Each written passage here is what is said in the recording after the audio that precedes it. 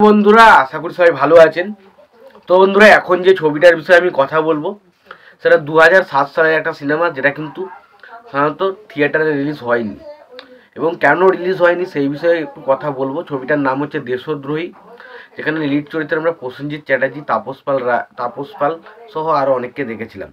এবং এই ছবির পরিচালকের দায়িত্বে ছিলেন স্পেশালি অঞ্জন চৌধুরী, এবং ছবিটার গল্প বা স্ক্রিপ্ট রাইটার হিসেবে তিনি কিন্তু কাজ করেছিলেন। এবং এই দেশদ্রোহী ছবিটা কিন্তু খুব ভালো একটা সিনেমা, বাট সেই সময় কি কারণে যে অ্যাকচুয়ালি ছবিটা বক্স অফিসে রিলিজ হয়নি সেটা তো আমার ধারণা নেই, তবে কি কারণ হতে পারে সেটা আপনাদেরকে জানানোর চেষ্টা করব।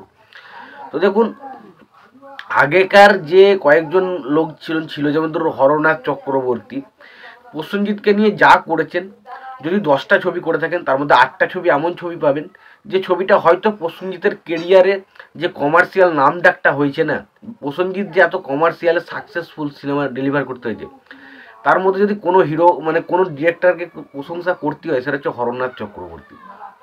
এবং যদি আপনি আগেকার ছবিগুলোকে দেখেন যে এত ভালো স্ক্রিন রাইটিং, এত ভালো গল্পটাকে সাজানো গুছানো থাকে, এবং প্রত্যেকটা হিরোর ক্যারেক্টারকে যেভাবে ব্যালেন্স করা হতো, তো বেশিরভাগ ছবির স্ক্রিপ্ট যেগুলো খুব ভালো ভালো সিনেমা, বেশিরভাগ ছবির স্ক্রিপ্ট কিন্তু লিখতে হচ্ছে অঞ্জন চৌধুরী।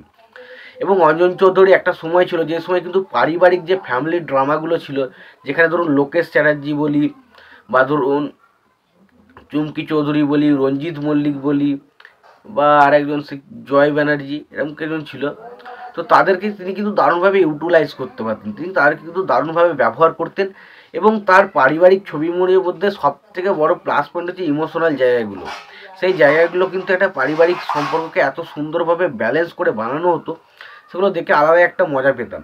এবং পাশাপাশি আদার্স যে ছবিগুলো বেরিয়েছিল, ধরুন সংঘর্ষ, প্রতিবাদ, বা ধরুন আরও যে সমস্ত বিদ্রোহ প্রসূনিতের, বা আরও কিছু সিনেমা বেরিয়েছিল, তো সেই সিনেমাগুলোর স্ক্রিপ্ট রাইটার হিসেবে কিন্তু কাজ করেছিলেন হচ্ছে অঞ্জন চৌধুরী। এবং অঞ্জন চৌধুরী খুব ভালো মানের যেমন একজন ডিরেক্টর ছিলেন, তেমন খুব ভালো মানের একজন স্ক্রিপ্ট রাইটারও ছিলেন। এবং প্রসেনজিতের এই যে দেশদ্রোহী ছবিটার স্ক্রিপ্ট রাইটার কিন্তু তিনিই করেছিলেন। এবং এখানে তিনি প্রসেনজিৎকে একটা অন্য রকম লুকে এবং অন্য রকম একটা ক্যারেক্টার দিয়েছিলেন, যেখানে প্রসেনজিতের ক্যারেক্টারটা পুরোপুরি একটা প্রতিবাদী ছেলে, এবং সেই প্রতিবাদ করতে গিয়ে প্রসেনজিতের ক্যারেক্টারটাকে কীভাবে বিভিন্ন বিভিন্ন মানে ফ্যাসাদে পড়তে হচ্ছে, বিভিন্ন রকমের জেলে যেতে হচ্ছে। এবং তাপস পালের ক্যারেক্টারটা হচ্ছে একজন সৎ পুলিশ অফিসার, এবং সে কীভাবে প্রসেনজিতের ক্যারেক্টারটার উপর পেছনে পড়ে যাচ্ছে, সেই জিনিসটা নিয়ে যে সিনেমা, যেটা নাম হচ্ছে দেশদ্রোহী।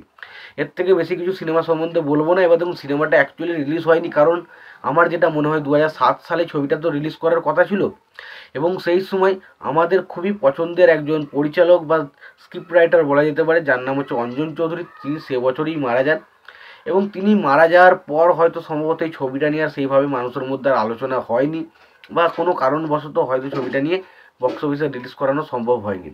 তো ছবির গল্প খুবই ভালো, যদি ছবিটা কেউ না দেখে থাকে অবশ্যই ছবিটা দেখতে পারো।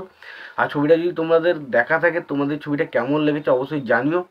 আর ভিডিওটি ভালো লেগে থাকলে অবশ্যই লাইক কমেন্ট শেয়ার করে দিও। চ্যানেলটা নতুন হয়ে থাকলে অবশ্যই তোমরা চ্যানেলটা সাবস্ক্রাইব করে নিও, পাশে বেল আইকনটা অবশ্যই প্রেস করে দিও। ভালো থেকো, সুস্থ থেকো, দেখা হচ্ছে পরে ভিডিও।